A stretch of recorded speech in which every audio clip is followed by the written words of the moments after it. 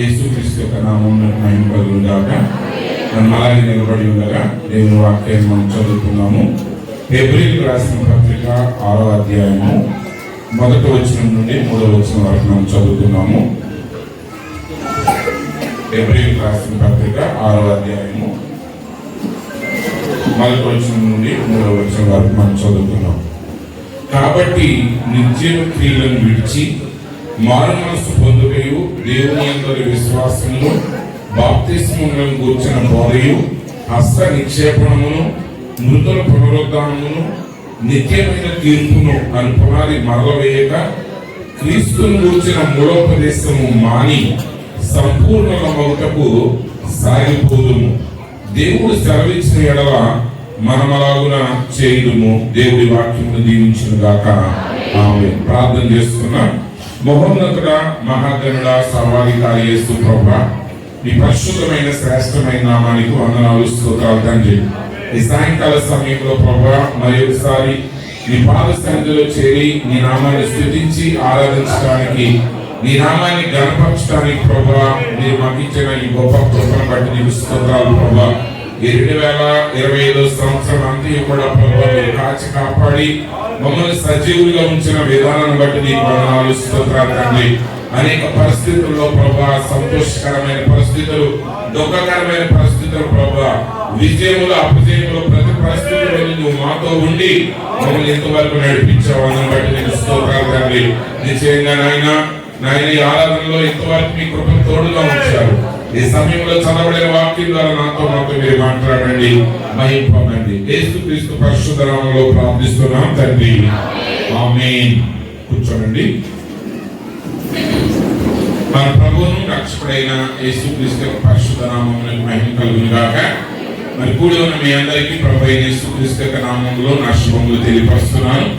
అలాగే మరి ప్రేమతో ఆహ్వానించి దేవుని వాక్యాన్ని ప్రకటించడానికి సమయం ఇచ్చినటువంటి దైవజనులకు కూడా ప్రత్యేకమైన వందనాలు.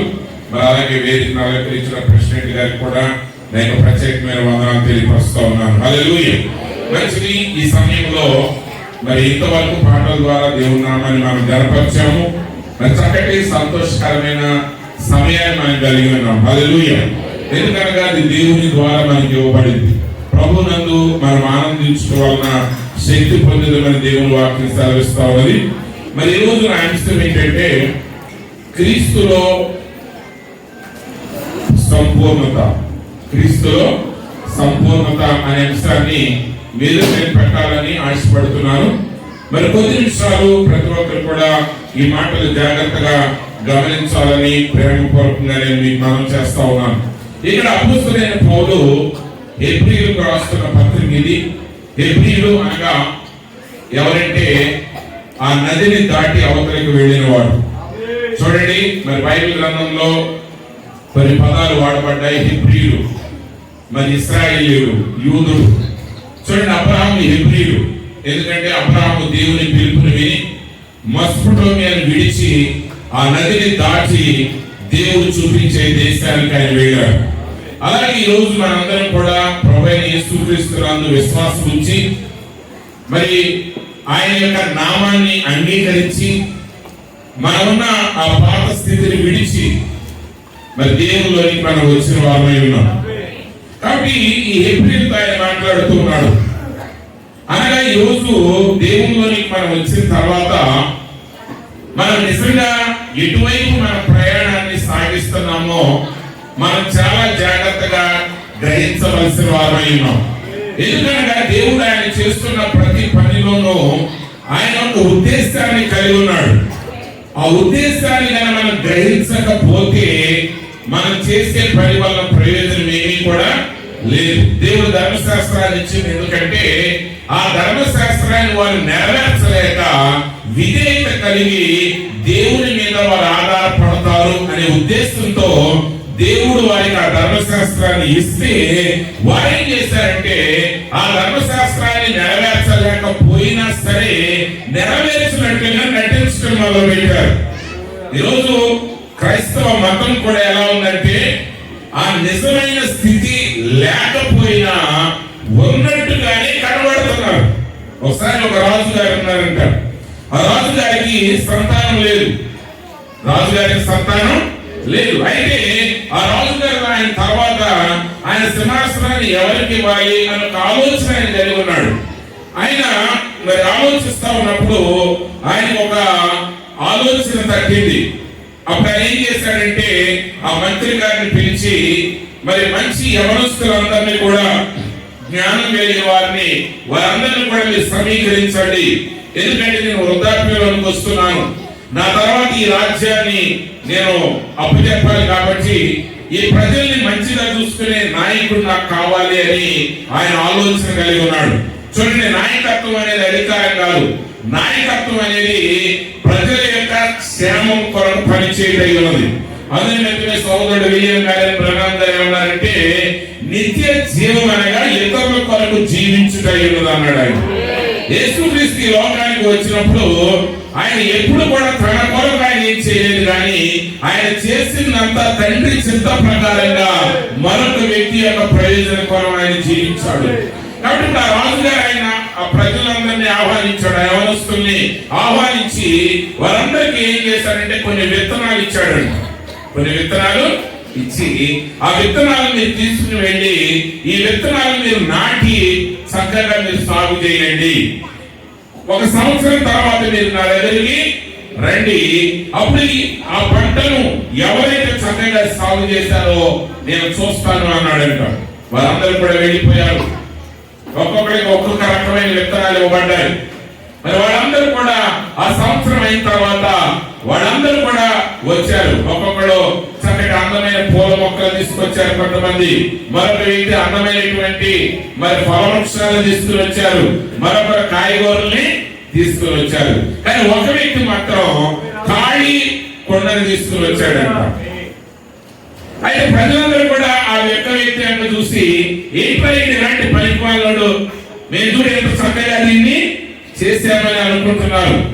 మరి అక్కడ ఉన్న ప్రజలందరూ కూడా ఆ యొక్క ఖాళీ కుండీని తీసుకొచ్చిన వ్యక్తి వైపు చూస్తా ఉన్నారు. అలాగే అదే సమయంలో పక్కవాడి కంటే వీళ్ళు ఎంత చక్కగా దీన్ని చేశారనే ఆలోచన వారు కలిగి ఉన్నారు. వాళ్ళందరూ కూడా రాజుగారి దగ్గరికి వచ్చారు. ఆ రాజుగారు వాడు చేసినవన్నీ చూస్తున్నాడు. ఒక్కొక్క వ్యక్తి అందమైన పూల వృక్షాన్ని తీసుకొచ్చిన వ్యక్తి ఉన్నాడు, ఫల వృక్షాన్ని తీసుకొచ్చిన వ్యక్తి ఉన్నాడు, కాయగూరలు తీసుకొచ్చిన వ్యక్తి ఉన్నాడు. అవన్నీ చూసుకుంటా రాజుగారు ఆ ఖాళీ కుండీ దగ్గర ఉన్న వ్యక్తి దగ్గరికి వచ్చాడు. ఆ వ్యక్తి దగ్గరికి వచ్చి అన్నాడు, నువ్వేమి సాధించలేకపోయావా అన్నాడు. ఆయన అన్నాడు, లేదండి, నేను ఎంత ప్రయత్నం చేసినా ఏమీ కాలేదన్నాడు. అప్పుడు రాజు గారు అంటాడు, ఈ వ్యక్తి నా తర్వాత రాజు అవుతాడు అంటాడు. హల్లెలూయా. ఎట్లా అవుతాడు? అన్ని చప్పట్లు కొట్టేశారు, నేను కథ చెప్పాను కదండి. కానీ వెంటనే పెద్ద గబ్బోలు రేగింది. అక్కడ ఉన్నటువంటి పోటీ పడే యవనస్తులు లేదా చూస్తా ఉన్న ప్రజలందరూ కూడా అంటున్నారు, ఏమంటే వాడు ఖాళీ కుండీ తీసుకొచ్చాడు, వాడు ఒక్క విత్తనాన్ని కూడా మొలకెత్తించలేకపోయాడు, కానీ వీళ్ళు చూడండి ఎంత చక్కటి పంటను తీసుకుని వచ్చారన్నప్పుడు రాజు గారు అన్నాడు, నేను అందరికీ ఇచ్చిన విత్తనాలన్నింటిని ఉడకబెట్టించాను, ఒక్క విత్తనం కూడా మొలకెత్తకూడదు. కానీ వీళ్ళు ఏం చేశారు? వాళ్ళకి తోచిన విత్తనాలను వాళ్ళు మార్పిడి చేసేసారు.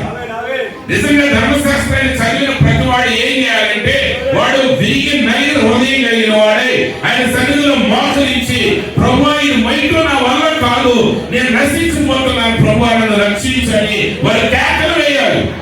కానీ వారు ఏం చేశారంటే రక్షరేఖలు కట్టుకుని వారు మంచి అంటే వాళ్ళు ఏం చేస్తారంటే, ఇన్నిసార్లు బైబిల్ చదివిన వ్యక్తికి ఎంత పెద్ద బిళ్ళ పెట్టి జరగవచ్చు, లేక ఇన్నిసార్లు బైబిల్ చదివిన వ్యక్తి ఇంకా పెద్ద బిళ్ళ పెట్టి జరగవచ్చు.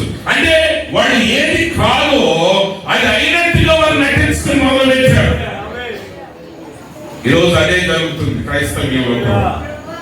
నిజంగా దేవుని వాక్యం నీకు ఒక విషయం చెప్పినప్పుడు ఆ వాక్యాన్ని తిరిగి నేను అప్పచెప్పమని కాదు దేవుడు ఆ వాక్యం ఇచ్చింది. ఆ వాక్యం నేను మార్చాలి. ఆ వాక్యం నీ జీవితాన్ని ఒక నూతనమైనదిగా మార్చాలి. చక్కగా యేసు ప్రభుతో నడిచాడు. యేసు ప్రభు ఏం బోధ చేశాడో బైబిల్ చెప్పట్లేదు. వాళ్ళిద్దరూ నడిచారు అంతే. వారు ఏం మాట్లాడుకున్నారు ఎవరికి తెలియదు. కానీ ప్రజలు అనుకుంటున్నారు, ఏంటి ఈయన ఈ సుంకరి వెనకాల వెళ్తున్నాడు, ఈ పాపి వెనకాల వెళ్తున్నాడు, ఈ ద్రోహి వెనకాల వెళ్తున్నాడు ఏంటి అని అనుకున్నారు. కానీ ఇంటికి వచ్చేసరికి జకరియా ప్రజలందరూ యేసు ప్రభుత్వం అంటున్నాడు, ప్రభా నా ఆస్తిని నేను సగం పేదలకి ఇచ్చేస్తున్నాను, నేను ఎవరికి అన్యాయం చేశానో వాడిని తిరిగి 4 రెట్లు నేను చెల్లిస్తున్నాను. అప్పుడు యేసు ఆ ప్రజల వైపు తిరిగి అన్నాడు, ఇతడు కూడా అబ్రహాము కుమారుడై ఉన్నాడు, నేను ఇతని ఇంటికి రక్షణ వచ్చి ఉన్నది. అంటే యేసు అతనితో ఏం మాట్లాడాడంటే ఆయన మార్చిన జీవితమే ఆయన మాట్లాడిన మాట ఉన్నది. యేసు ఏం చెప్పాడో అదే మాటను అతను ఖచ్చితంగా నెరవేర్చాడు. అతను నెరవేర్చిన తర్వాత యేసు ప్రభు అంటాడు, ఇతడు కూడా అబ్రహాము కుమారుడే. ఎవరి ఆస్తి పేదలకు సగం ఇవ్వడం పెద్ద పాయింట్ కాదు, అందులో పెద్ద ప్రమాదం ఏం లేదు. కానీ నువ్వు లంచం తీసుకున్నానని వాడికి 4 రెట్లు తీసుకెళ్ళి జైల్లో పడేస్తారు. మరి బోధలు చెప్పినంత ఈజీ కాదు, విన్నంత ఈజీ కాదు, ఆఫ్ కాదు, ఫుల్ ఇచ్చేయచ్చు. కానీ అతడు లంచం తీసుకున్న దాన్ని, మోసం చేసిన దాన్ని, ఆ మోసాన్ని ఒప్పుకుంటామంటే తర్వాత దేనికి వెళ్ళాలి? అతడు శిక్ష పొందడానికి వెళ్ళాలి. కానీ అతడు దానికి సిద్ధపడ్డాడు. అబ్రహాము కుమారుడైన ఇస్సాకు ఆయన బలి అవ్వడానికి ఎలా ఇష్టపడ్డాడో యేసు బోధన విన్న తర్వాత జక్కయ్య కూడా అది మరణమైన, చెరసాలైనా, అది ఏ కష్టమైనా సరే యేసును బట్టి ఆ పరిస్థితుల గుండా వెళ్ళడానికి అతను ఇష్టపడిన తర్వాత యేసు అప్పటిదాకా మాట్లాడుతున్న వాడిని వెనక చూస్తున్నాడు, ఇతడు కూడా అబ్రహాము కుమారుడే. అక్కడ విమర్శించిన వారు ఎవరు అబ్రహాము కుమారుడు కాదు. అతను తప్పు ఎత్తి చూపిన వారు ఎవరు కూడా వాక్యానికి సరైన విధానంలో లోబడిన వారు కాదు. కానీ జక్కయ్య ఒకప్పుడు సరైన వాడు కాదు, కానీ ఇప్పుడు ఆయన మాటలు విన్న తర్వాత ఆయన యొక్క మాటలకు ఆయన సంపూర్తిగా లోబడ్డాడు. అది కష్టమైన, అది లాభమైన. కాబట్టి ప్రియమైన సహోదరి సహోదరులారా, ఈరోజు ప్రభుత్వం మనం నడవటం ప్రారంభించాం. ప్రభువైన యేసుక్రీస్తు మన రక్షకుడుగా మనం అంగీకరించాం. ఆయన యొక్క వాక్యాన్ని వెంబడిస్తూ దేవుని మార్గంలో మనం నడుస్తున్నాం. అయితే ఈ రోజు మనకు కావాల్సింది ఏంటంటే మనము సంపూర్ణం అవ్వాలి. దేవుడు మనం పిలిచింది ఎందుకంటే కేవలం లోక సంబంధమైనటువంటి, లౌకికమైనటువంటి ఆశీర్వాదాలు ఇవ్వడానికి మాత్రమే కాదు. ఎందుకంటే క్రైస్తవుల కంటే లౌకికమైన విషయాల్లో ఎన్నో రెట్లు లోకస్తులే ఉన్నతమైన స్థితిలో ఉన్నారు. క్రైస్తవుడికి లోకంలో ఉన్న ఐశ్వర్యం కావాల్సింది. ఈ లోకంలో క్రైస్తవుడికి ఇవ్వబడేది ఏంటంటే దేవుని పిలుపును నీ జీవితంలో నెరవేర్చడానికి, నెమ్మది కలిగి ఆయన సేవించడానికి నీకు కావలసినవి ఆయన నీకు అనుగ్రహించే దేవుడై ఉన్నాడు. అందుకే బైబిల్ గ్రంథం చెప్తున్నది, దేవుని శక్తి ఈ లోకంలోని జీవానికి నువ్వు పరిపూర్ణత పొందడానికి కావలసినవన్నీ నీకు సమకూర్చుతున్న దేవుడై ఉన్నాడు. కాబట్టి అపొస్తలుడైన పౌలు గారు ఏమంటున్నాడంటే హెబ్రీయులతో నీ జీవక్రియలు విడవండి. ఈరోజు మనం చేసే క్రియ అది జీవాన్ని ఇచ్చే క్రియ, జీవము లేని క్రియ అనే విషయాన్ని మనం గమనించాలి. ఇప్పుడు వాళ్ళకి దైవసేవకులు చెప్పారు క్రిస్మస్ గురించి. ఈరోజు మనం అనేక ఆచారాలు పాటిస్తున్నాం, అనేకమైన కార్యాలు చేస్తున్నాం, కొన్ని కార్యాలు చేయాలని చేస్తున్నాం, కొన్ని కార్యాలు మరి పెద్దలు పాటిస్తున్నారని చేస్తున్నాం. అయితే అవి ఎంతవరకు మేలు, అవి ఎంతవరకు జీవము అనే విషయాన్ని ఈరోజు మనం గమనించాలి. ఆ నది దాటి వచ్చిన ప్రతి వ్యక్తి అబ్రహాము ఎలా దేవునితో నడిచాడో అలా నువ్వు దేవునితో నడవవలసిన వాడే. నీలో ప్రతి ఒక్క వ్యక్తి, మనలో ప్రతి ఒక్కరు కూడా అలాంటి స్థితికి మనం రావాల్సిన వారు. అందుకే హెబ్రీ పత్రిక 1వ అధ్యాయం నుండి 5వ అధ్యాయం వరకు అపొస్తలుడైన పౌలు గారు దేని గురించి మాట్లాడాడంటే దేవుని గురించి మాట్లాడాడు. ఆయన ఆదియందు ఎలా ప్రవక్తలతో మాట్లాడాడు, ఆయన ఈ చివరి కాలంలో తన కుమారుడు ద్వారా ఎలాగో మాట్లాడుతున్నాడు, ఆయన మెల్కీసెదెకుగా ఎలా వచ్చాడు, ఆయన ప్రవక్తల ద్వారా ఎలా వచ్చాడు, ఆయన ఎలా ప్రధాన యాజకుడు అయ్యాడు, ఎలా ఆయన ఈ లోకంలో జీవించాడు, ఈ విషయాన్ని మాట్లాడి ఇప్పుడు 6వ అధ్యాయం వచ్చిన తర్వాత అన్నాడు, వాటన్నిటిని పక్కన పెట్టండి. వాటన్నిటిని ఇప్పుడు పక్కన పెట్టండి. కొన్ని విషయాలు నేర్చుకున్న తర్వాత వాటి వెనకే వేలాడితే ప్రయోజనం లేదు. ఇప్పుడు సండే స్కూల్లో నేర్చుకున్న ఏ పాఠాలు అయితే ఉన్నాయో కొన్నిసార్లు పెద్ద పెద్ద మీటింగ్లో అదే కథలు చెప్పినా సరిపోతుంది ప్రజలకి కదండి. కారణం ఏంటంటే అక్కడి నుంచి ఎదుగుదల లేదు. లోకంలో కూడా ఏం లేదు. అంటే కొన్ని పదాలు నేను వాడకూడదు, కానీ ఇక్కడ ప్రవక్త ఆయన వర్తమానంలో చాలా కఠినమైన పదాలు వాడాడు. ఇక్కడ అంత కఠినంగా నేను వాడను, కానీ నేను చాలా స్మూత్ గా మాట్లాడతాను. చాలా జాగ్రత్తగా గమనించండి. ప్రవక్త అంటాడు, దేవుని అపొస్తలుడు పౌలు గారు అంటాడు, మీరు కాలాన్ని బట్టి చూస్తే మీరు ఎలా ఉన్నారంటే బోధకులుగా ఉండవలసిన వారు ఉన్నారు. క్రీస్తుని గురించిన మూలోపదేశాన్ని ఇంకా మీకు ఒకడు బోధించవలసి వస్తా ఉంది. కాబట్టి బలమైన ఆహారం ఎవరికి చెందుతుందంటే అవి పెద్దలకి మాత్రమే చెందుతుంది, అవి ఎదిగిన వారికే చెందుతుంది. పిల్లలైతే పాలు తాగవలసిన వారై ఉన్నారు. కానీ ఈ రోజు ఇక్కడ అపొస్తలుల కార్యక్రమం ఆరాధ్యంలో ఆ పౌలు గారు ఏమంటాడంటే వీటన్నిటిని విడిచి సంపూర్ణమగుదాము. ఎక్కడ సంపూర్ణత ఉంది? యేసు క్రీస్తులోనే నువ్వు సంపూర్ణత కలిగి ఉన్నావు. అసలు రక్షణ ఎక్కడ కలిగి ఉన్నావు? రక్షణ అనేది ఈ లోకంలో నువ్వు చేసే ఏ పని మీద ఆధారపడలేదు. రక్షణ అనేది నీ కొరకు దేవుడు చేసిన పని మీదనే ఆధారపడి ఉంది. ఈరోజు రక్షించబడ్డ వాళ్ళు అందరూ కూడా ఏమంటారంటే, అయ్యో మేము గొప్పవాళ్ళం అండి, మేము రక్షించబడ్డాము. అప్పుడు అమ్మ వాడికి కూడా వాక్యం చెప్పండి, బ్రదర్ వాడికి కూడా వాక్యం చెప్పండి. అయ్యారు వాడి మామూలుడు కాదు, పాపండి, అది వాడి వల్ల కాదు. అంటే రక్షణ నీ వల్ల నీకు వచ్చిందని నువ్వు అనుకుంటున్నావా? సాధ్యం. ఆల్మోస్ట్ రక్షించబడిన ప్రతి వ్యక్తి భావించేది ఏంటంటే, నేను రక్షించబడ్డాను నా స్వశక్తి ద్వారా, నా భక్తి ద్వారా, నా నీతి ద్వారా, నా ప్రార్థన ద్వారా, నేను తెలుసుకున్న దాని ద్వారా అని మీరు అనుకోవటం వల్లే ఒక పాపిని క్రీస్తు దగ్గరికి మీరు నడిపించలేకపోతున్నారు. ఎందుకంటే ఒక వ్యక్తి తాను వెళ్ళని స్థలానికి మరొకరిని చేర్చలేడు. నిజంగా నీకు రక్షణ అనుభవం అనేది నీకు ఉంటే, నువ్వు నిజంగా రక్షించబడితే, అపొస్తలుడు పౌలు గారు అంటాడు, పాపులను రక్షించుటకు క్రీస్తు యేసు ఈ లోకమునకు వచ్చిననే మాట పూర్ణాంగీకారమునకు యోగ్యమైనది. పూర్ణాంగీకారం అంటే ఆ విషయంలో పౌలు గారికి ఎట్టి సందేహము లేదు. ఎందుకంటే నేను పాపులలో ప్రధాని పౌలు గారు నమ్మింది ఏంటంటే, నా వంటి పాపిని ఆయన రక్షించాడంటే ఆయన ఎవరినైనా రక్షించాడు. అందులో చెరసాల నాయకుడు ఆయన అడిగినప్పుడు రక్షణ పొందాలంటే నేను ఏం చేయాలన్నప్పుడు ఆయన వెంటనే ఆయనతో చెప్పాడు, ప్రభువైన యేసునందు విశ్వాసించు, అప్పుడు నీవును నీ ఇంటి వారును రక్షణ పొందుతారు.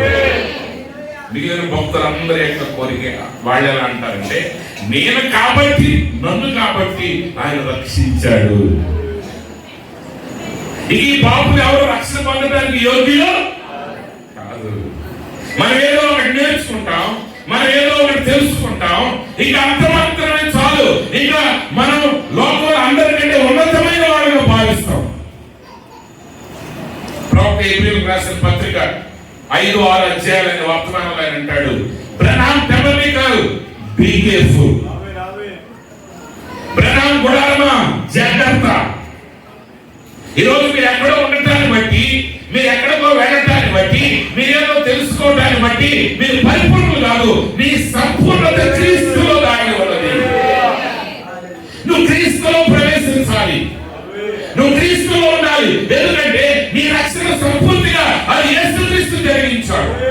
నువ్వు చేయాల్సింది ఏంటంటే ఆయన జరిగించాడని విశ్వసించి ఆ విశ్వాసాన్ని ఒప్పుకుంటూ ద్వారా నువ్వు రక్షణను స్వతంత్రించుకుంటున్నావు.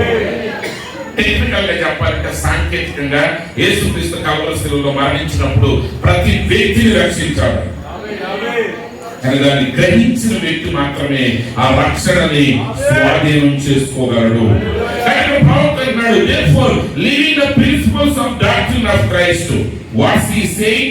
All these first 5 chapters has been laid on Christ to show who he is. Now we are leaving those principles of doctrines of Christ. అంటే ఈ మొదటి 5 అధ్యాయాలు క్రీస్తు గురించి, క్రీస్తు ఏమై ఉన్నాడో గురించి మనకు వివరించింది. ఇప్పుడు దాన్ని మనం విడిచిపెట్టాలి.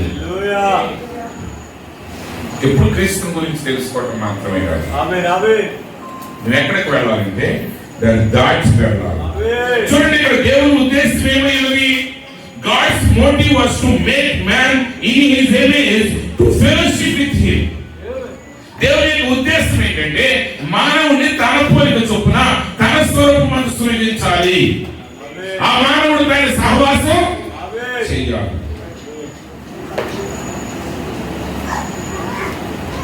అయితే పాపం ఏం చేసిందంటే మానవునిలో దేవుని స్వరూపాన్ని చెడగొట్టింది. ఇప్పుడు మానవుల్లో దేవుని స్వరూపం లేదు, మానవుల్లో ప్రేమ లేదు, మానవుల్లో సహనం లేదు, మానవుల్లో తోటి మనిషిని క్షమించే గుణము లేదు, మానవుల్లో దేవుని ఆత్మని వెంబడించే స్వభావం ఇప్పుడు యేసుప్రభువు అన్నాడు, కుమారుడు తనంతట తాను ఏమి చేయలేడు కానీ తండ్రి ఏది చేయటాన్ని చూస్తున్నాడో దానిని మాత్రమే ఆయన చేస్తాడు. అంటే యేసుక్రీస్తు శరీరధారి అయినప్పుడు ఆయన శరీరం యొక్క కోరికలను బట్టి, శరీరం యొక్క ఉద్దేశాలను బట్టి, ఆయన యొక్క గ్రహింపును బట్టి ఆయన నడవలేదు కానీ తండ్రి ఏది చేయటం చూస్తున్నాడో దానిని మాత్రమే చేశాడు. తండ్రి ఏది పలుకుతూ చూశాడో దానిని మాత్రమే ఆయన పలికాడు. ఆదాము మొదటిగా అదే స్థితిని కలిగి ఉన్నాడు. ఆదాము పరలోకంతో నిరంతర సంబంధాన్ని కలిగి ఉన్నాడు. కానీ పాపం ఏం చేసిందంటే ఆ స్వభావాన్ని చెడగొట్టింది. ఇప్పుడు మానవుడితో దేవుడు సహవాసం చేయలేకపోతున్నాడు. మానవుడు దాన్ని సహవాసం చేయాలనుకుని ఆయన మానవుడిని ఎలా తయారు చేశాడంటే తాకి చూడగలిగిన వ్యక్తిగా చేశాడు. అబ్రహాము, ఇస్సాకు, యాకోబు ఇప్పటికీ బ్రతికే ఉన్నారు. వాళ్ళు చనిపోయి యేసుప్రభువు అన్నారు, ఆయన మృతులకు దేవుడు కాదు, ఆయన సజీవులకి దేవుడు. నేను అబ్రహాము దేవుణ్ణి, నేను ఇస్సాకు దేవుణ్ణి, నేను యాకోబు దేవుణ్ణి. దేవుడు ఆ యొక్క మండుచున్న పొద దగ్గర మోషేతో పలికినప్పుడు అబ్రహాము, ఇస్సాకు, యాకోబు చనిపోయి 100 సంవత్సరాలు అయింది. కానీ యేసుప్రభువు అంటున్నాడు, ఆయన సజీవులకి దేవుడు కానీ మృతులకు దేవుడు కాదు. అంటే ఆ సమయంలో ఇస్సాకు, యాకోబు చనిపోయి ఉన్నారా, బ్రతుకున్నారా? బ్రతికే ఉన్నారు. కానీ అవతల పక్కన మరొక పరిమాణంలో ఉన్నారు. ఇప్పుడు మరొక పరిమాణంలో ఉన్న వ్యక్తితో ఈ పరిమాణంలో ఉన్న వ్యక్తి సహవాసం చేయలేడు. కానీ దేవుని దృష్టిలో అతడు సజీవుడే. కానీ ఈ రోజు దేవుడు మనతో సహవాసం చేయాలంటే అంటే ఇప్పుడు అబ్రహాము అవతల వైపు ఉన్నాడు, ఇప్పుడు ప్రవక్తలు అవతల వైపు ఉన్నారు, అపోస్తలులు అవతల వైపు ఉన్నారు. వాళ్ళు ఉన్నారు కానీ వారితో మనం ఇప్పుడు సహవాసం చేయలేము. ఒకవేళ చేస్తే నీకు దేహం పడుతున్నాను. ఇప్పుడు చనిపోయిన వ్యక్తితో ఇంట్లో మాట్లాడుతున్నావు అనుకో, ఏ మతంలో వాళ్ళు ఆ మతం దగ్గర తీసుకుపోతారు, వదులుతారు. అంతేనంటారా? చెప్పండి. సహవాసం చేయడానికి వీలు లేదు. కానీ ఇప్పుడు పాపం ఏం చేస్తుంది? ఆ దేవునితో సహవాసాన్ని తీసివేస్తుంది. అయితే దేవుని యొక్క రక్షణ ప్రణాళిక మాత్రం ఆగలేదు. కానీ ప్రవక్త అన్నాడు, ఓ పాపీయ స్నేహితుడా, ఇరాకును తిరిగి జన్మించిన అనుభవాన్ని నువ్వు ఆయనతో మరలా సహవాసాన్ని చేయగలవు. ఒకవేళ ఆయన అంగీకరించకపోతే నీ జీవితం అంతా వేదనతో దుఃఖంతో మిగిలిపోతుంది. కానీ నరకం అనేది నిత్యత్వం కాదు. ఎందుకంటే నిత్యత్వము నరకం ఉండాలి అంటే అక్కడ నిత్య జీవం ఉండాలి. నిత్య జీవం అనేది యేసుక్రీస్తు ద్వారా మాత్రమే సాధ్యం. మరణం అనేది 1000 మార్గాల గుండా రావచ్చు, కానీ జీవం మాత్రం ఒకే ఒక మార్గం ద్వారా వస్తుంది. ఆ మార్గమే ప్రభు అయిన యేసుక్రీస్తు. ఆయనే మార్గము, ఆయనే జీవం.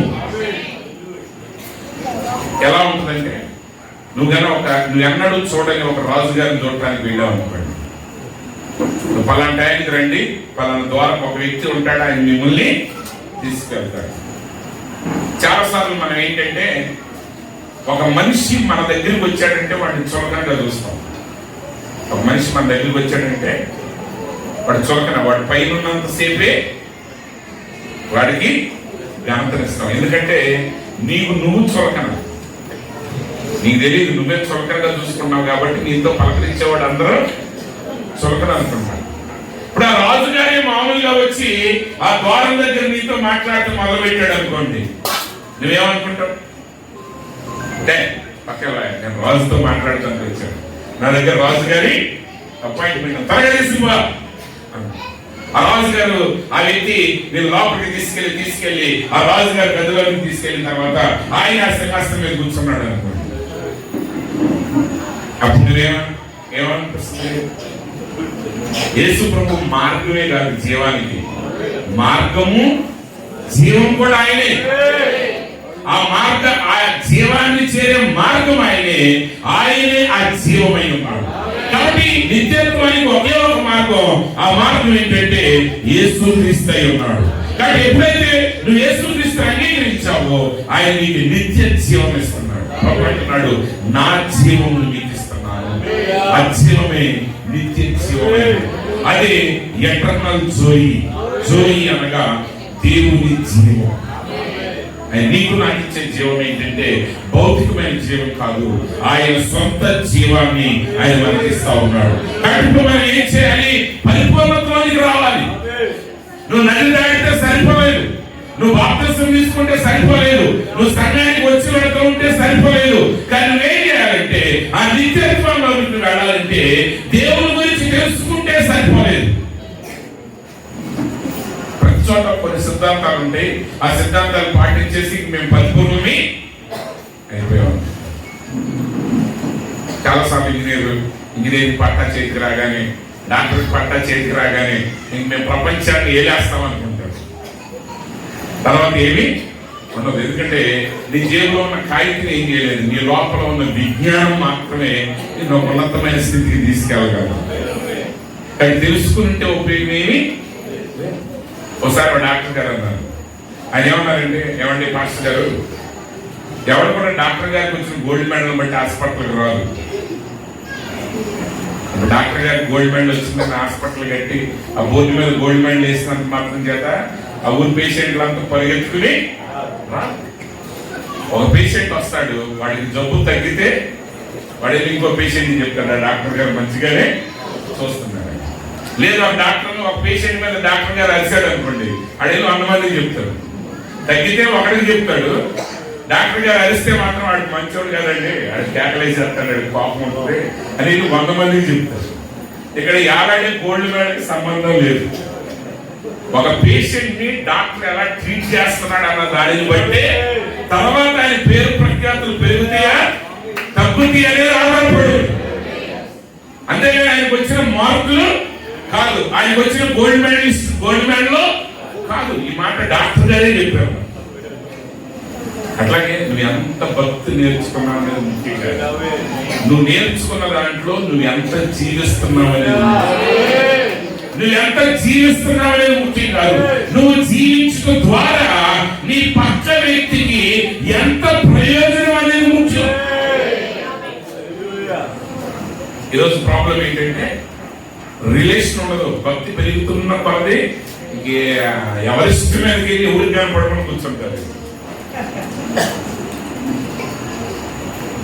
అందరి దాని వల్ల ఉపయోగం లేదు. అందుకే సామెత గ్రంథం చెప్తుంది, ధాన్యము బిగబట్టిన వాడిని ప్రజలు శపిస్తారు. ధాన్యం బిగబట్టిన వాడిని ప్రజలు శపిస్తారు. ధాన్యం అంటే మామూలు ధాన్యం కాదు, అది యాక్చువల్గా విత్తనాల వడ్లు మీకు తెలిసే ఉంటుంది. పంట వేసేటప్పుడు మీరు వరి వేయాలనుకోండి, ఏ వడ్లు బట్టి ఆ వడ్లేస్తే కుదరదు. విత్తనాలు కావాలి, ఏ పంటకైనా ప్రత్యేకమైన విత్తనాలు ఉంటే ఆ విత్తనాలు వేస్తేనే సరైన పంట వస్తుంది. దాన్ని బిగబట్టి ఒకటి దాచిపెడితే ప్రజలు వాడిని శపిస్తారు. కానీ ఆ విత్తనాలు అమ్మితే వాడికి డబ్బులు ఇస్తారు, వాడిని ఆశీర్వదిస్తారు. ఇప్పుడు మనం ఎదగాలి, ఎదిగి మనం ప్రజలకు అందుబాటులో ఉండాలి, వాళ్ళకి ఆ సత్యాన్ని తెలపగలగాలి. అంతేగాని నీకేం తెలియదంటే ఉపయోగం లేదు. నీకు తెలిసింది ఆ తెలవని వాడికి తెలియపరచడమే నువ్వు ఎదిగిన అన్న దానికి గుర్తయి ఉంది. అంతేగాని భక్తి ఎక్కువైపోయినా మనం ఎక్కడికో వెళ్ళలేదు. కానీ ప్రవక్త అంటున్నాడు, మనం ఎలా ఆయన ఎదుట పరిపూర్ణంగా ఉండగలం? Watch this, let's get this word perfection. Do you know there is only one way you will stand in the presence of God? మీరు చాలా మంది అంటారు, ప్రభా దిగిరా దిగిరా దిగిరా, ఇంకెంతకాలం ప్రభు అక్కడ వారు యుద్ధాలు జరుగుతున్నాయి, ఇక్కడ వర్షాలు కురిసేస్తున్నాయి, అక్కడ జరుగుతున్నాయి, ప్రభు నువ్వు ఏం చేస్తున్నాను ఆయన అంట. అసలు సమస్య ఏంటో తెలుసా? ఆయన వస్తే మొదటగా నశించేది నువ్వే. అందుకే ఆయన రావట్లేదు. చాలా మంది అడుగుతారు దేవుడు ఏం చేస్తాడు, దేవుడికి తెలుసు, అన్నీ తెలుసు, కానీ ఆయన వస్తే ఆయన భక్తుల్లోనే సరిగ్గా లేదని తెలుసు ఆయన. ఎందుకంటే దేవుని ఎదుట ఆయన నిలబడాలంటే ఒకే ఒక మార్గం, ఆ మార్గం ఏంటంటే పరిపూర్ణత. That's perfect. God cannot tolerate unholy things. అపవిత్రమైన కార్యాలని దేవుడు సహించలేడు. కాబట్టి ఆయన ఎందుకు ఎదురు చూస్తున్నాడంటే మనం పరిపూర్ణతలోనికి రావడానికి ఆయన ఎదురు చూస్తున్నాడు. కాబట్టి ఇప్పుడు మనం ఏం చేయాలి? పరిపూర్ణతలోనికి రావాలి. ఆయన అంటున్నాడు, నువ్వు ఎలా పరిపూర్ణుడు కాగలవు? నువ్వు పాపంలో జన్మించావు. దావీదు అంటాడు, నేను పాపంలో పుట్టాను, అతిక్రమంలో నేను రూపించబడ్డాను, అబద్ధములు ఆడుచి నేను ఈ లోకానికి. మరి పరిపూర్ణుడు అవ్వలేదు. ఒక వ్యక్తి ఎలా పరిపూర్ణుడు అవుతాడు?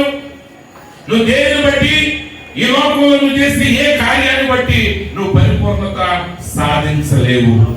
ఇక్కడ నువ్వు బాగా తెలుసుకోవాల్సింది ఏంటంటే, నువ్వు దేనిని బట్టి నువ్వు పరిపూర్ణుడు కాలేవు.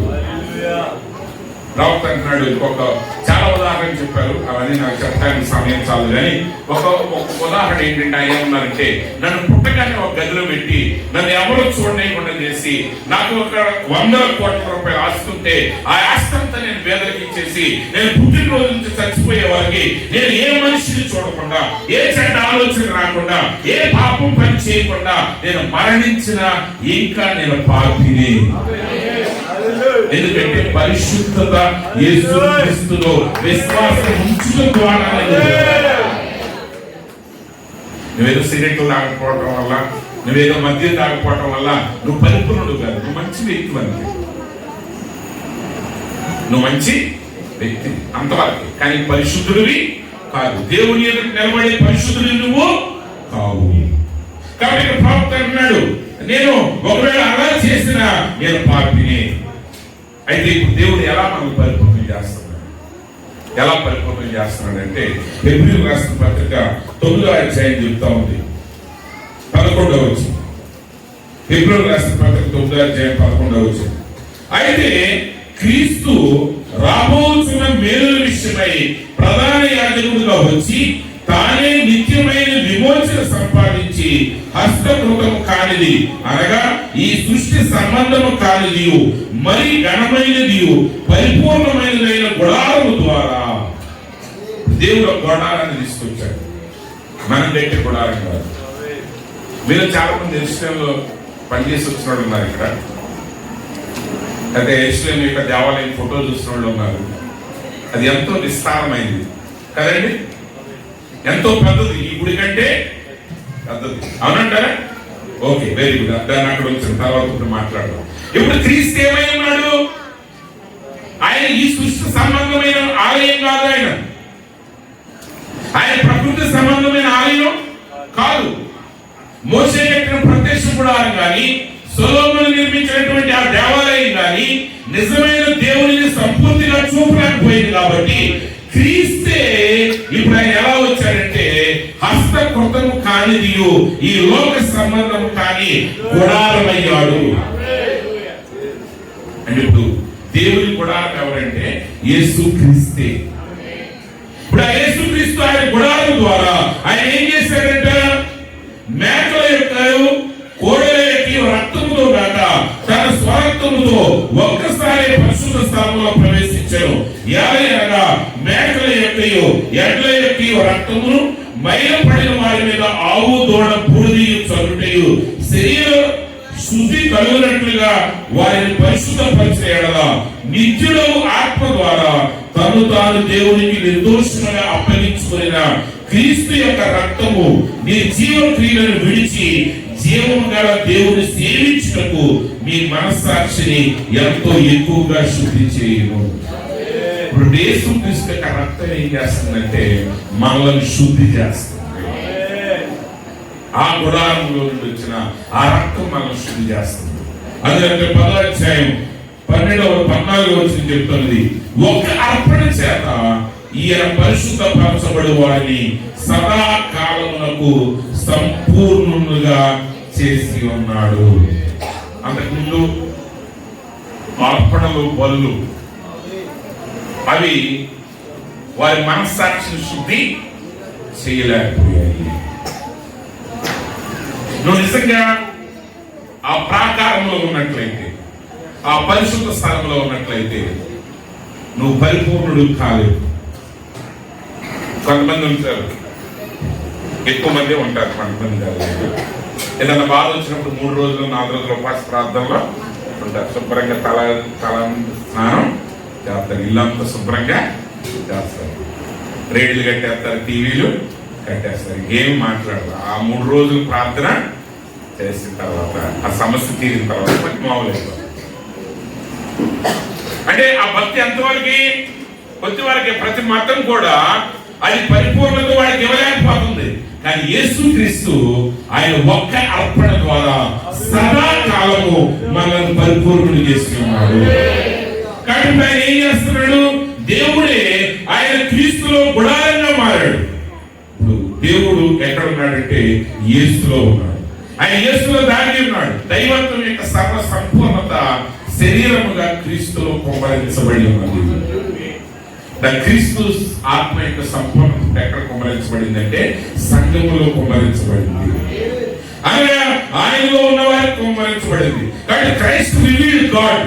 He said that it's not me that doing the works. క్రీస్తు దేవుని బయలుపరచాడు. ఆయన అన్నాడు, ఈ క్రియలు నేనుగా చేసింది, నా ఎన్నున్న తండ్రి ఈ కార్యాన్ని చేస్తున్నాడు.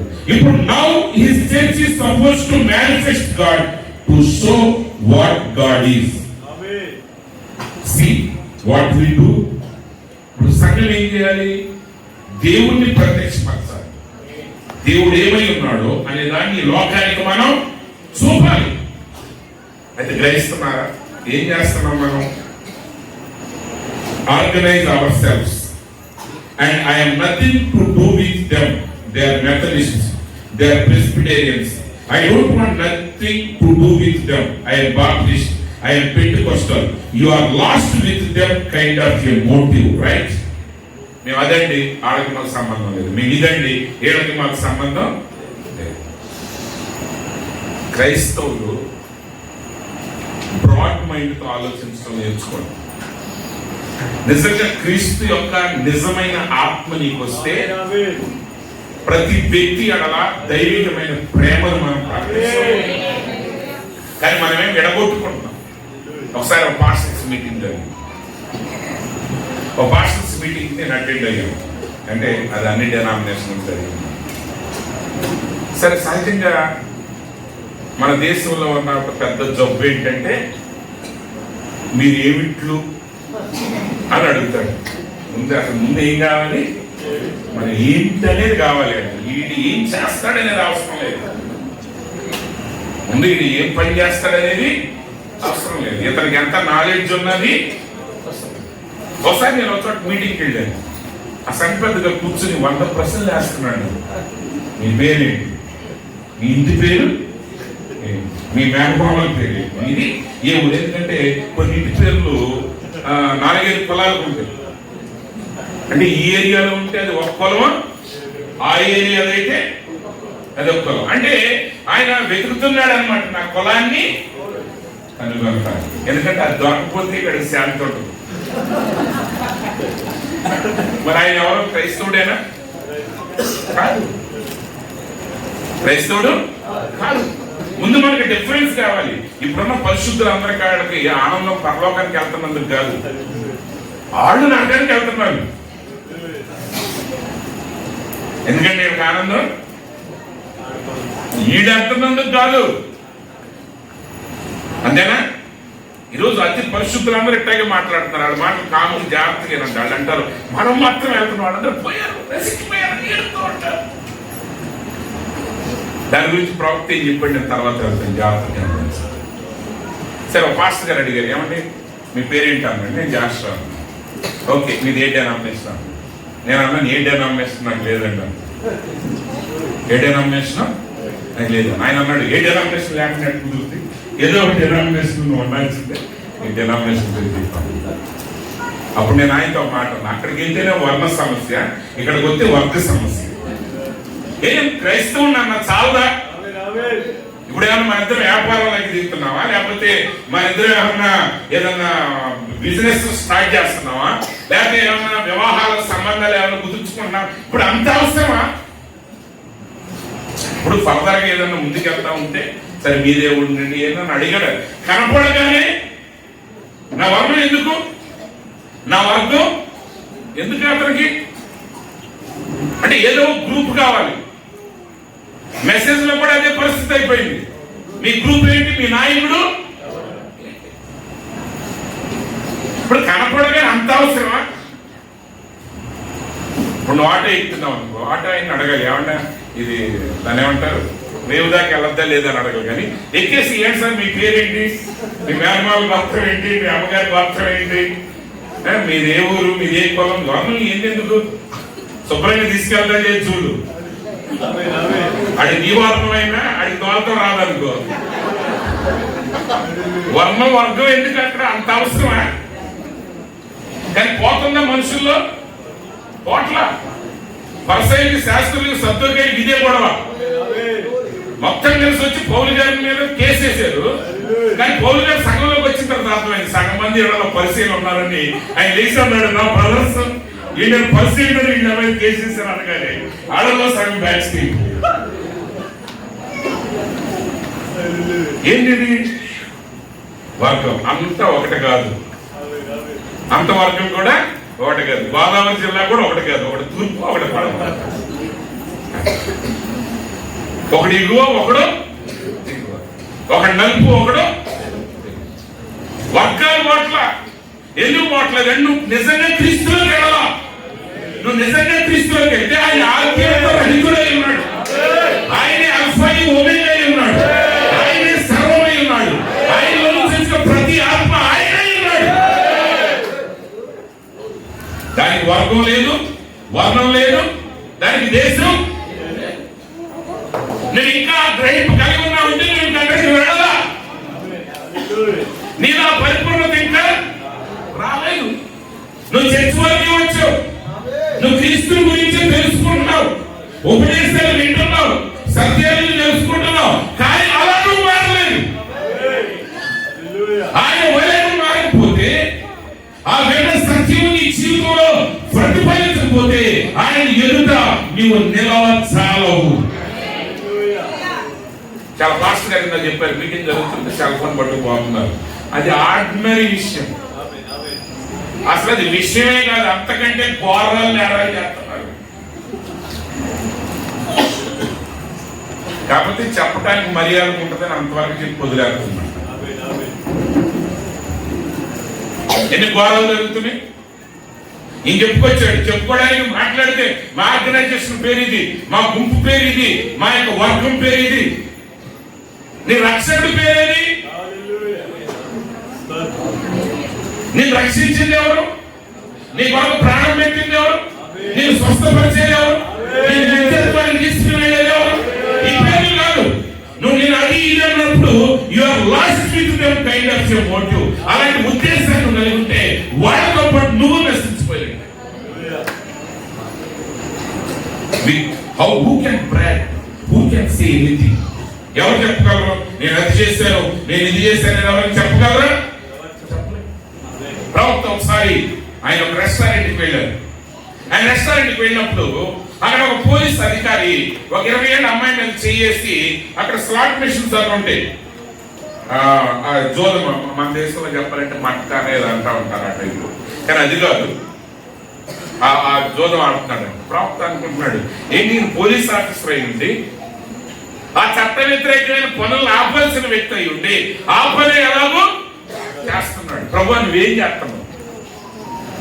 అందరికి గొప్ప ధైర్యం ఏంటంటే మనమంతా నీతిమంతులు ఇంకా ప్రపంచంలో ఎవరు లేరు. ఇంకా మాట్లాడితే నువ్వేం చేస్తున్నావు, నువ్వేం చేస్తున్నావు కదండి. చాలా ఈజీగా వస్తుంది మన నోట్లో. ఏదైనా జరగగానే దేవుడు ఏం చేస్తున్నాడండి, ఏదైనా మంచి జరిగితే మాత్రం ఇది ఆయన చేశాడండి, ఈయన చేశాడండి, ఆడు చేశాడండి, మేము చేసామండి అంట. కానీ ప్రవక్త అంటాడు, ఆయన అలా చేస్తా ఉంటే తర్వాత అక్కడ ఒక నడి వయసుకున్న అమ్మాయిని చూశాడు. ఆమె చాలా అసభ్యమైన దుస్తులు వేసుకుని అక్కడ ఉన్న మగపిల్లలతో చాలా అసభ్యంగా మాట్లాడుతుంది. అప్పుడు ప్రవక్త అంటాడు, ప్రభువా ఏం చేస్తున్నాను, దిగిరా దిగిరా, ఆయన చాలా బాధపడుతున్నాడు. అప్పుడు ప్రవక్తకి దేవుడు ఒక దర్శనాన్ని ఇచ్చాడు. ఆ దర్శనం ఏంటంటే ఈ భూమి మీద, ఈ భూమి చుట్టూ ఆయన యొక్క రక్తం ఒక రింగులాగా కాపాడు. మనిషి పాపం చేసిన ప్రతిసారి దేవుని సింహాసనం మీద నుంచి ఆయన ఉగ్రత దిగొస్తుంది. ఆ భూమి మీద నాశనం చేసేయాలి, కానీ ఆ రక్తాన్ని తాకి ఆయన ఉగ్రత ఆగిపోతాం. తర్వాత పాపం గురించి దేవుడు చూపిస్తాడు. ఆయన తప్పిదం చేసిన ప్రతిసారి, ఆయన పొరపాటు చేసిన ప్రతిసారి, పెద్ద పొరపాటు అక్కర్లా. ఆయన ఎన్నడూ సిగరెట్ తాగలేదు, మద్యం తాగలేదు, వ్యభిచారం చేయలేదు. ఈ లోకంలో ఉన్న ఏ పాపాన్ని ఆయన ఎప్పుడు కూడా చేయలేదు, రక్షించబడక ముందు చేయలేదు. ఆయన ప్రవక్త అంటాడు, ఆయనను నేను పాపిని, ఆయన రక్తం మాత్రమే నన్ను శుద్ధి చేశాను. అయితే ఆయన అంటాడు, నువ్వు ఏమక్కర్లేదు, వర్గం అడిగి చాలు అంతే. వర్ణం నుంచి తప్పించుకుని ఎక్కడికి వచ్చి పడ్డారు ఇప్పుడు క్రైస్తవులు? చెప్పండి అయ్యా, వర్గం దగ్గరికి వచ్చి పడ్డారు. ఓకే, దాన్ని గుర్తుపెట్టుకోండి, నువ్వు పరిపూర్ణతలోకి రాలేదు. నువ్వు ఇంకా పరిపూర్ణతలోనికి రాలేదని మాకు అన్నీ తెలుసు, అన్నీ తెలుసు. అయినా నీలో పరిపూర్ణత తెలుసున్నంత పక్కన పెట్టు. అదే పౌలు గారు ఐదారు చేయడానికి చెప్పిందంతా పక్కన పెట్టు. ఇప్పుడు నువ్వు ఎలా ఉన్నావు అనేది నువ్వు ఎలా మారుతున్నావు. అక్కడ ప్రవక్త అంటాడు, ఆయన తప్పిదాలు జరుగుతూ ఉన్నప్పుడు ఆయన తప్పిదం ఆయన దేవుని ఉగ్రత సింహాసనాన్ని దాగుతుంది. ఆయన పాపం దేవుని సింహాసనం దాగిన ప్రతిసారి దేవుని ఉగ్రత ఆయన మీదకి దిగొస్తుంది. కానీ దిగొచ్చే సమయంలో ఆయన యేసు క్రీస్తు యొక్క చెంప మీద పడుతుంది, ఆయన యొక్క ముఖం మీద నుంచి రక్తం పడిపోతుంది. ఆయన అంటాడు, ప్రభువా అతను తెలియని దాన్ని చేస్తున్నాడు, ఇతడు ఏం చేస్తున్నాడు, ఇతడు ఎరగక చేస్తున్నాడు. తండ్రి మీరేం చేస్తున్నారు, మీరు ఎరగారు కనుక నేను క్షమించన్న మాట అక్కడ ఉన్న నలుగురికి మాత్రమే కాదు చెప్పేది. ఇప్పుడు వాక్యానికి అనుగుణంగా నడవని ప్రతి క్రైస్తవుడు ఇంకా బ్రతుకుంటున్నాడంటే కారణం ఏంటంటే అదే ప్రార్థన పని చేయటాన్ని బట్టి ఇక్కడ అందరం సజీవులుగా ఉన్నాం. ఇది మన గొప్పతనం కాదు, మన కృప కాదు, మన శక్తి కాదు, ఇది ఆయన కృప. ప్రార్థన అంటాడు, ప్రభువా ఆయన చేసిన ప్రతిసారి ఆయన ఏం చేస్తాడంటే తండ్రి అంటాడు, father forgive him, he doesn't know what he is doing. ఆయన తప్పిదం చేసిన ప్రతిసారి ఆయన ముఖం మీద రక్తం పడుతుంది. కాబట్టి చివరికి ఆయన దగ్గరికి వెళ్ళి ఆయన అంటాడు, ప్రభువా నేను పాపం చేశాను, నేను క్షమించాను. నేను ఇన్ని తప్పులు చేశానని నాకు తెలియనే.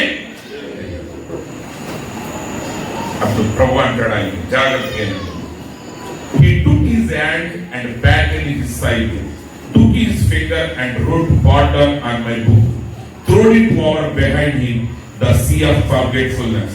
అప్పుడు యేసు ప్రభు ఏం చేశారంట, ఆయన యొక్క పక్కలో ఆయన వేలు పెట్టి, అంటే ఆ రక్తాన్ని ఆయన తీసి ఆ రక్తంతో ఆయన పాపాలు రాయబడిన గ్రంథం మీద క్షమించబడిన రాసి ఆ గ్రంథాన్ని తీసి మరుపరిస్తాను.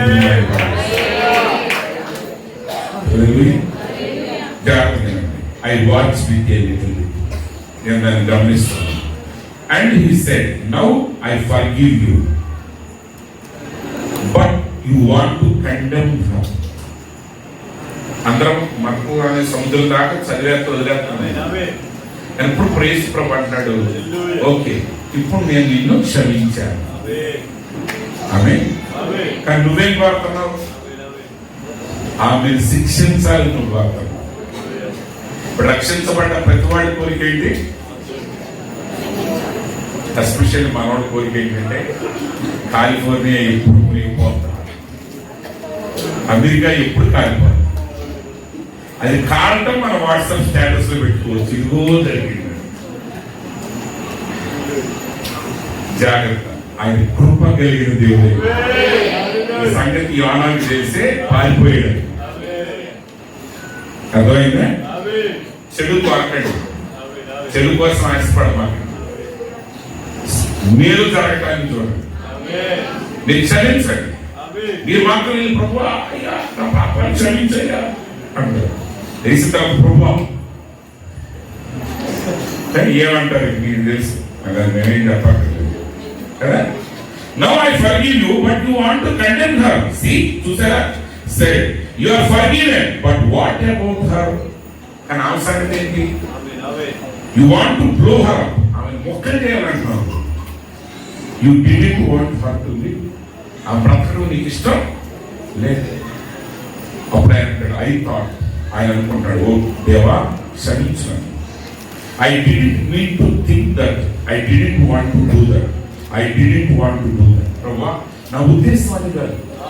లేకపోతే నేను అనుకోవటం వల్ల ఎలా జరుగుతుందని నేను అనుకోలేదు. ఇది నాకు తెలియదు, అది నాకు ఇష్టం లేదు. ప్రవక్త అంటాడు, దేవుడు అంటాడు, you are forgiven, you feel alright, నువ్వు క్షమించబడ్డావు, నీకు అంత సంతోషంగా ఉంది. But what about her? తన ఆన్సర్ ఏంటి? She needs it too. She needs. నువ్వు పొందిన క్షమాపణ ఆమె కూడా కావాలి. క్షమాపణ నీకు ఒక్కడికే కాదు, ఎవరికి కావాలి? ఆమె కూడా కావాలి. She needs it. Oh, I thought, God, how did I know you have called me, and who you haven't called? It's my business to speak it.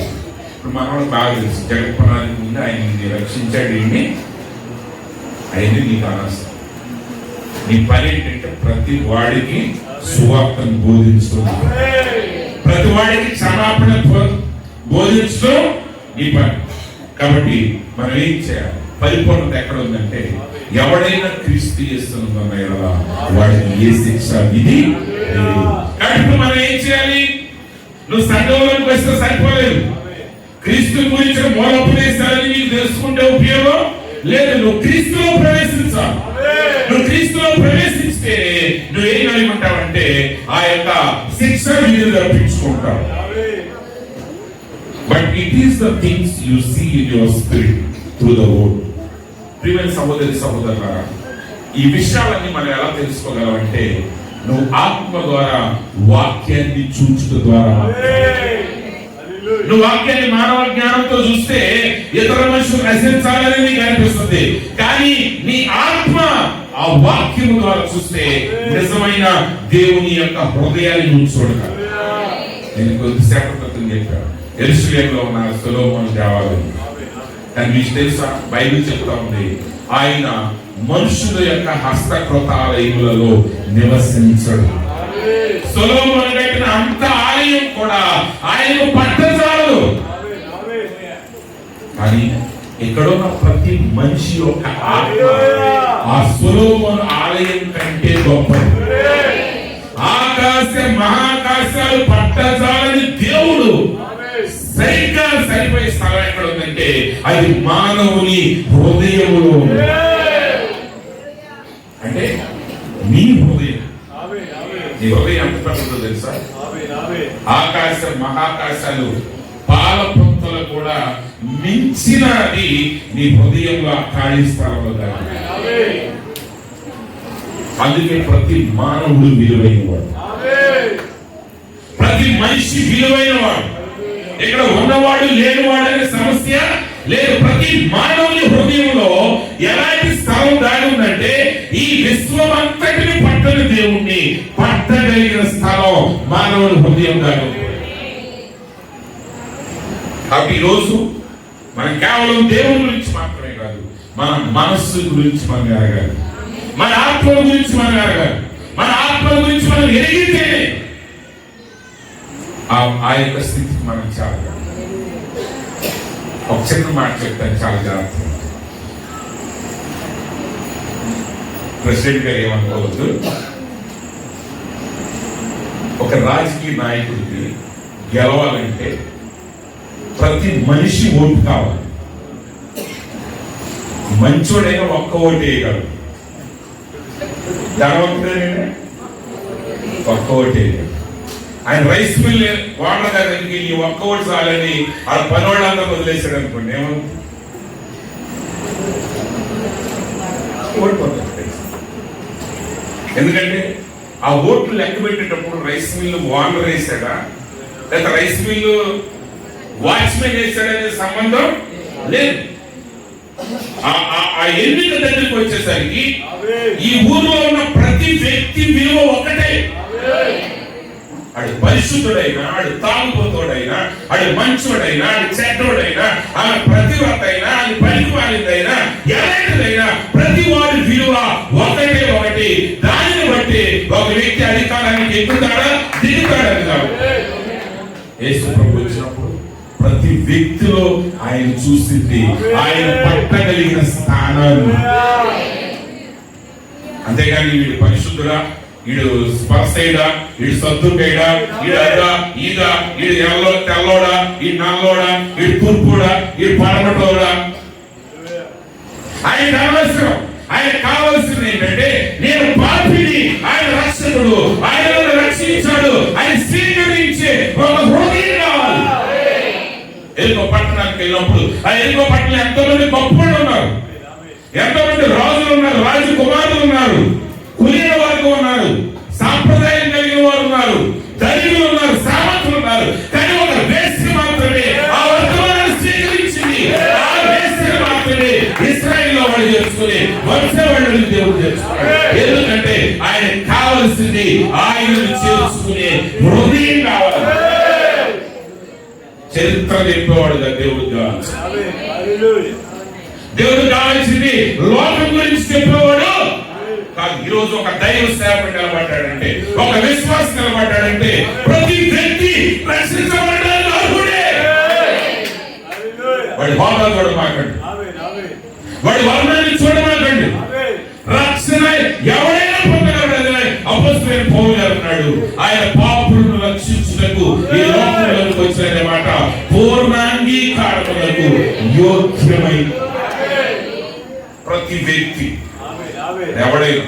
అందుకే క్రైస్తవులు ఉరిశిక్షపడ్డవాడి దగ్గరికి కూడా వెళ్ళి సువార్తను బోధిస్తారు.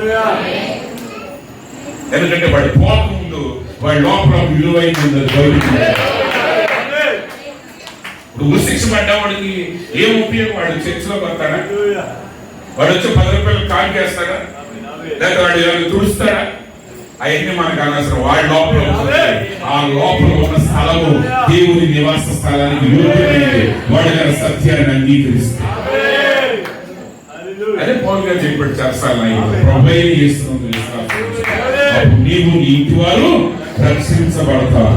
కాబట్టి నీ హృదయం ఎలాంటిదంటే యెరూషలేములో సొలొమోను కట్టిన ఆలయాన్ని మించినది నీ హృదయం అయి ఉన్నది.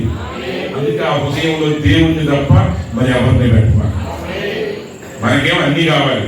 అమెరికా నుంచి ఆఫ్రికా న్యూస్ వరకు అన్ని న్యూస్. ప్రత్యేకంగా మన తెలుగు వాళ్ళకి ఏడపడిన తీరు ఎక్కడా లేదు. అది అమెరికా ప్రతి ఎలక్షన్ మనకే కావాలి. పుతిన్ గెలుస్తాడే కావాలి. ఆడే ఎలక్షన్ అవగానే ఉక్రెయిన్ ఓడి సంగతి, ఆడే అవగానే అమెరికా ఓడి సంగతి. అసలు అమెరికా ఎలక్షన్ జరుగుతుంటే మన వాళ్ళు అసలు ఈడే పోటీ చేసినట్టుగా. ఒకసారి ఒక ఆఫ్రికాయన్ వచ్చాడు, ఆ ఎలక్షన్ జరుగుతుంది, ఈసారి ఎవరికి వెళ్తాడంటే ఆయన అన్నాడు, అయ్యే ఇంతకు ఒక అమెరికాయన్ వచ్చాడు, ఆయన మేము అడిగాము ఎవరికి వెళ్తారంటే ఆయన అన్నాడు, మేము అసలు ఎవరు గెలిచేది పట్టించుకోం, ఆ రోజు మాకు నచ్చిన ఓటు చేసి వస్తాం, అంతకు మించి మేము ఆలోచించాం. ఆఫ్రికా నుండి మీకేం మాయరావు మా గురించి ఆలోచిస్తారండి. దేవుడిని హృదయాన్ని తయారు చేసింది ఎందుకంటే ఆయన నివసిస్తాడు. నేను ఎందుకు ఇన్ని సార్లు ఇస్తానని చెప్తున్నానంటే మీకు అవసరం లేని విషయాలన్నీ పక్కన పెట్టండి, నీకు సంబంధం లేని విషయాలన్నీ పక్కన పెట్టు, నువ్వు మార్చలేని విషయాలన్నీ పక్కన పెట్టు, అసలు అన్ని విడిచిపెట్టి నువ్వు క్రీస్తులోనికి రా. ఎందుకంటే నువ్వు నిజంగా నీ ఆత్మ వాక్యం అనే కళ్ళజోడు పెట్టుకుని చూడాలి. మనమేం పాలిటిక్స్ అనే కళ్ళజోడు పెట్టుకుని చూస్తున్నాం, కులాలనే కళ్ళజోడు పెట్టుకుని చూస్తున్నాం, గ్రూపులనే కళ్ళజోడు పెట్టుకుని చూస్తున్నాం. కాబట్టి ప్రవక్త అంటాడు, ఈ రోజు మనం ఏం చేయాలి? The word is God's looking glass that reflects what he is and what you are. ఇది అసలు పాయింట్. ఈ వాక్యం ఏం చెప్తుందంటే దేవుడు ఎవరో కాదు, నువ్వెవరో కూడా చెప్తుంది. మనం ఎంతవరకు వస్తున్నాం?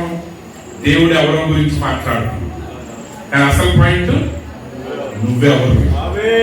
ఎందుకంటే ఆకాశం మహాకాశాలు పట్టజాల దేవుడికి పట్టే స్థలం నీ హృదయం. ఆయన 2 ఫ్లాట్లు అక్కర్లేదు, ఆయన ఇల్లు కట్టుకోవాలి. అవునండి, కొంతమంది ఇల్లు కట్టుకోవాలనుకున్నప్పుడు 5 సెంట్లు 5 సెంట్ ఫ్లాట్ ఉన్నాయి అనుకోండి, ఒక ధనవంతుడు కట్టాలంటే ఏం చేస్తారంటే, పేదోడైతే 5 సెంట్లు కొని ఇద్దరు డివైడ్ చేసుకుని కట్టుకుంటారు, ధనవంతుడైతే 2 5 కొని కట్టుకుంటాడు. భూమి ఆకాశాలు పట్టజాలని దేవుడికి ఇద్దరు మనుషులు అక్కర్లా. కాలేజీ గారు, జాషువా గారు, మీరు ఇద్దరు కలిస్తే మీ ఇద్దరు మధ్యలో కూర్చుంటారంటే సగం ఇంకా కలిసి లేదు. ప్రతి మనిషిలో ఆయన సంపూర్ణుడుగా నిలబడగలడు. ఈ వాక్యం అనే వెలుగులో నువ్వు చూస్తేనే, ఈ వాక్యం అనే అర్థం కూడా నువ్వు చూస్తేనే ఆయన ఎవరో నువ్వెవరో తెలుసు. కాబట్టి ఇక్కడ చాలా జాగ్రత్తగా గమనించండి. ప్రవక్త అంటే this is the only book in world that tells you where you come from, who you are and where you are going. ప్రపంచంలో ఈ పరిశుద్ధ గ్రంథం మాత్రమే నువ్వు ఎవరిని, నువ్వు ఎక్కడి నుంచి వచ్చావు, నువ్వు ఎక్కడికి వెళ్తున్నావు అని చెప్పగలిగే గ్రంథం ఈ యొక్క బైబిల్ గ్రంథం మాత్రమే. ఈ ప్రపంచంలో ఉన్న ఏ యొక్క లిటరేచర్ అయినా, సాహిత్యాన్ని చూపించండి, మీకు ఎక్కడ కనపడదు. This is God's looking glass that shows what he is and what you are. ఈ వాక్యం ఆయన ఎవరో నువ్వెవరో చూపిస్తా. ఈరోజు నువ్వు పరిపూర్ణుడు కావాలంటే ఆయన ఎవడో నీకు తెలిసింది. ఇప్పుడు ఆయనలో నువ్వెవరై ఉన్నావో నీకు తెలియాలి. Then in between there is a bloodline that shows what you can be if you want to make the choice. There you are. ఇక్కడ గమనించండి, ఆయన గురించి వాక్యం అంతా చెప్తుంది. మధ్యలో ఒక రక్తపు గీతం, ఆ గీత వేపం. ఇప్పుడు నువ్వు చేయాల్సిందే, ఆయన ఏమై ఉన్నాడో నువ్వు చూసినప్పుడు ఆయన ప్రేమ కలిగిన దేవుడై ఉన్నాడు, ఆయన ఆద్యంత రహితుడై ఉన్నాడు, ఆయన నిత్యుడై ఉన్నాడు, ఆయన మరణము లేని వాడై ఉన్నాడు. అవన్నీ ఎవరి గురించి? ఆయన గురించి మాత్రమే కాదు. ఎందుకంటే నువ్వెవరు అంటే నువ్వు ఆయన పోలికై ఉన్నావు. ఆ రక్త మార్కను దాటితే నువ్వు ఏం కాగలవో అని చూపిస్తుంది. అందుకే యేసుప్రభువు అన్నారు, నా యందు విశ్వాసం ఉంచిన వాడు వీటికంటే మరి గొప్పవి చేయు. ఇప్పుడు మీరు చూసే దేశంలో మిమ్మల్ని నువ్వు నిజంగా ఆ రక్తంలోనికి వెళ్ళి ఆత్మ ద్వారా శరీరంలో ప్రవేశించగలిగితే, ఎవడైనా క్రీస్తు యేసునందు ఎడలా వాడు నూతన సృష్టి. ఆదాం పాత సృష్టి, ఆదాం భద్రమయ్యాడు, కానీ యేసు నూతనమైన సృష్టి. ఆయన రక్త మాంసముల ద్వారా రాలేదు, మానుషేక్ష ద్వారా జన్మించలేదు, ఆయన ఐడెంటిటీ ద్వారా జన్మించలేదు, కానీ ప్రవచనం ద్వారా, పలకబడిన వాక్యం ద్వారా ఆయన జన్మించలేదు.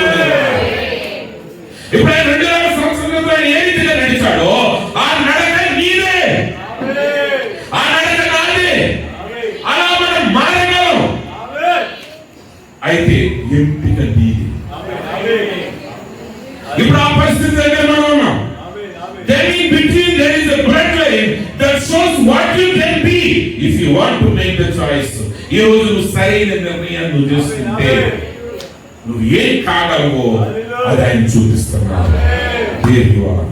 ప్రియమైన సహోదరి సహోదరులారా, ఆ రోజు చెక్ చేయాలి. ఆ రక్తం మరకని దాటి అవుతుంది. ఆయన అంటున్నాడు, యేసు ప్రభువు అన్నాడు, ఇతడు కూడా అబ్రహాము కుమారుడే. కానీ నువ్వు నేను చేయాల్సింది మన క్రీస్తులోనికి ప్రవేశించాలి. నువ్వు నీటి బాప్తిసం పొందితే సరిపోరా, నువ్వు సంఘానికి వచ్చి వెళ్తూ ఉంటే సరిపోరా. కానీ నువ్వేం చేయాలంటే నువ్వు నిజంగా ఆధ్యాత్మికంగా తిరిగి పరిశుద్ధాత్మ ద్వారా జన్మించాలి. ఎందుకంటే పరిశుద్ధాత్మ ద్వారా మాత్రమే నువ్వు ఆయనలో ప్రవేశించాలి. అందుకే ప్రవక్త అన్నాడు, మరలా నేను చెప్తున్నాను, నౌ యు బ్రహ్మాం టెబర్నికల్. ఓ బ్రహ్మాం గుడారమా, ఐ నో, నాకు తెలుసు. We have healings, that's wonderful.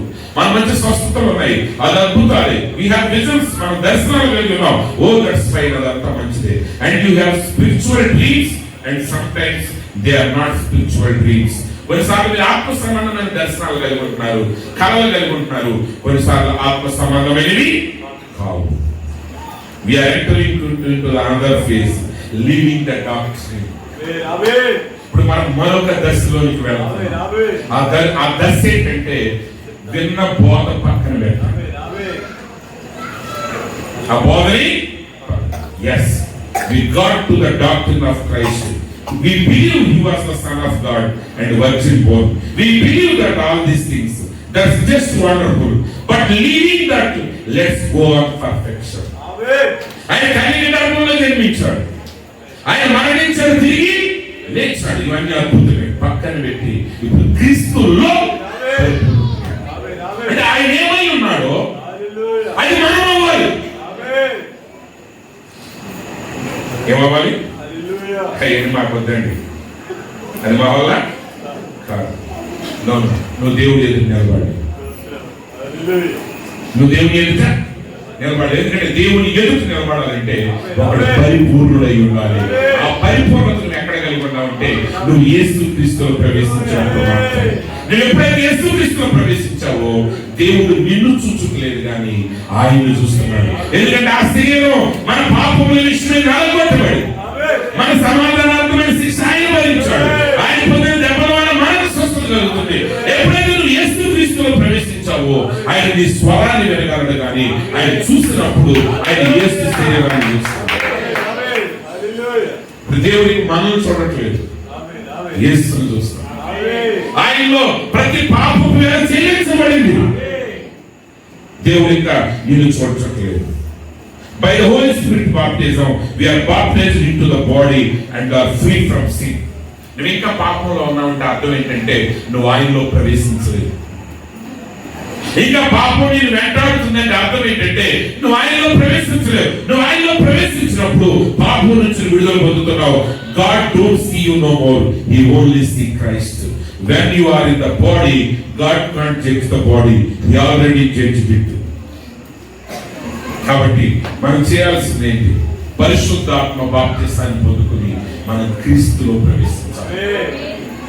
ఏ విషయాన్ని నీ శరీరంతో ఆలోచించకండి, నీ సొంత ఊహల ద్వారా ఆలోచించకండి. వాక్యానికి నీ సొంత అర్థాన్ని చెప్పు. ప్రవక్త అంటాడు, మీరు బైబిల్ గ్రంథంలో ఏ వచనం మీద ఏది పెట్టినా అక్కడ మీరు క్రీస్తుని చూడాలి. అక్కడ మీరు క్రీస్తు కనబడకపోతే ఆ వచనాన్ని మరలా చదవమన్నాడు. ఇప్పుడు నేను చెప్తున్నాను, అదే వాక్యాన్ని బేస్ చేసుకుని బైబిల్ గ్రంథంలో ఎక్కడ ఏలు పెట్టినా అక్కడ నువ్వు ఉండాలి. అక్కడ నువ్వు చూడలేకపోతే మరలా చదువు. ఎందుకంటే ఆ రక్తము లైన్ మాత్రమే యేసుని నిన్ను వేరు చేస్తాడు. ఒక సమయం రాబోతుంది, అది పైకి ఎత్తబడినప్పుడు ఆయన నువ్వు ఒకటనే సత్యాన్ని అప్పుడు నువ్వు లోకం వైపు కాక ఆ తండ్రి ఆయన ఈ లోకంలో ఉన్నప్పుడు ఎలా జీవించాడో అలా మనం జీవించగలం. అలా ఆయన లోపలి జీవిస్తేనే ఆ నిత్యత్వంలోకి ప్రవేశించగలం. ఆ నూతన భూమి నూతన ఆకాశంలో ప్రవేశిస్తాం. కాబట్టి ప్రియమైన సహోదరి సహోదరులారా, ఇక్కడ మీరు ఎక్కడ ఉన్నారో గమనించాలి. సరైన స్థితి రాకపోతే ఇప్పుడే ఆయనలో నువ్వు ఏముండగలవో చెప్పాడు. ఎంపిక చేసుకునే అవకాశం లేదు. నువ్వు ఆయనలో ప్రవేశిస్తే ఆయన వల్ల పరిపూర్ణుడు అవుతాం. లేచి నిలబడదాం. అందరం కూడా ఒక క్షణం లేచి నిలబడదాం. ప్రియమైన సహోదరి సహోదరులారా, ఈ రోజు మరి ఇంకా మూలోపదేశాల వైపు తిరగటం కాదు, మనం పరిపూర్ణులు కావాలి, మనం సంపూర్ణులు కావాలి. మరి ఇంకా మాట్లాడే దశలో ఉండటం కాదు, మన దశ మారింది. ఇప్పుడు రక్తము లైన్ మనం దాటి అవతలకు వెళ్ళాలి. ఎందుకంటే యేసు ఎవరు అంటే మనం ఏం కాగలం అనే దానికి ఆయన మాదిరి అయి ఉన్నాడు. ఆయన మనకు మాదిరి, ఆయనే మనకు మాదిరి. అందుకే ప్రభు అన్నాడు, ఆయన విశ్వాసం ఉంచిన వాడు దేవుడు చేయ కార్యములు చేయను మరియు వీటికంటే గొప్ప కార్యాలు చేస్తాడు. ఎలా చేయగలమంటే అది మన శక్తి కాదు కానీ మనల్ని మనం ఆయనలో ప్రవేశపెట్టాలి. ఆయనే మనలో నివసించి మన ద్వారా ఆయన కార్యాలు చేయడానికి సంసిద్ధులుగా ఉన్నాడు. సహోదరి సహోదరుడా, నీకను నూతనమైన జన్మ అనుభవాలు కలిగి ఉంటే సంతోషమే, పరిపూర్ణతలోకి సాగు. ఒకవేళ ఇంకా నీ జీవితాన్ని ప్రభు సమర్పించకపోతే ఇదే మీకు అనుకూలమైన సమయం. హృదయాన్ని ప్రభు సమర్పించింది. నూతనత్వం అనేది 26లో లేదు, 27లో లేదు. క్యాలెండర్ మార్పు ద్వారా నూతనత్వం రాదు. నూతనమైన వస్త్రాలు ధరించడం ద్వారా నూతనత్వం రాదు. నూతన సృష్టి అయిన యేసు క్రీస్తులో ఆత్మ ద్వారా ప్రవేశించడం ద్వారా మాత్రమే ఆ నూతనత్వాన్ని కలిగి అడుగు. ప్రభు ఆయన ఈ రోజు నేను ఎలా ఉన్నాను నాకు చూపించాను. నేను నిజంగా ఎలా ఉండాలో నాకు చూపించాను. నేను ఉన్న రీతిగా కాదు కానీ నేను ఏ రీతిగా ఉండాలని నువ్వు ఆశించావు, ఆ రీతిగా నేను లేకపోతున్నాయ్యా ప్రార్థన చేయండి. మహోన్నతుల మహాదేవుడ సర్వాధికారి యేసు ప్రభువా, ఈ పరిశుద్ధమైన శ్రేష్టమైన వందనాలు.